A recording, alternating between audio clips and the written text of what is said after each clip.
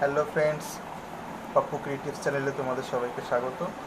তোমরা সবাই কেমন আছো অবশ্যই আমাকে কমেন্ট করে জানিও।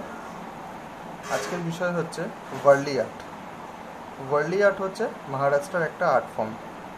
এটা একটা আদিবাসী সমূহের আর্ট ফর্ম। তো এই বিষয়ে কিছু আমি আলোচনা করব তোমাদের সাথে আজকে। ওয়ার্লি আর্টটা ট্রেডিশনালিভাবে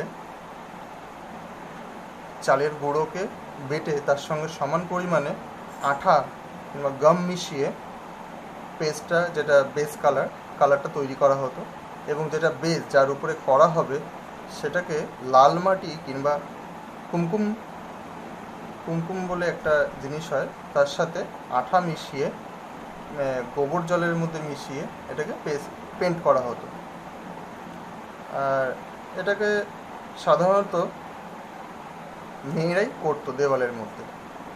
এটা বেসিক্যালি কোনো ট্রেডিশনাল কোনো অকেশন হলে, যেরকম বিয়ে হোক, অন্নপ্রাশন হোক, এইসবেতে করা হতো।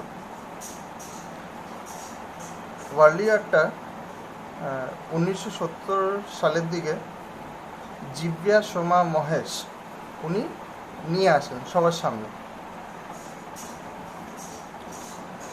খুবই সুন্দর একটা আর্ট ফর্ম। আর এই আর্টটা, এই চিত্রকলাটা যেগুলো দিয়ে বানানো হয় সেগুলো হচ্ছে জ্যামিতিক কিছু চিহ্ন রয়েছে, যেরকম সার্কেল, ট্রায়াঙ্গুলার, স্কোয়ার, এইসব দিয়ে ওয়ার্লি আর্টটা বানানো হয়। তাই এই বিষয় নিয়ে আজকে তোমাদের সঙ্গে আলোচনা। চলো শুরু করা যাক। আমি এখানে A4 সাইজের একটা পেজ নিয়েছি। এটা সাদা পেজ, A4 সাইজের।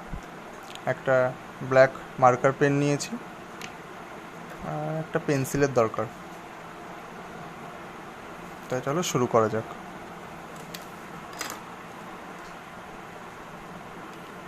সবার প্রথমে আমরা ওয়ার্লি বেসিক কিছু ফিগার, কী করে আকৃতিগুলো দিতে হয় সেগুলো শিখব।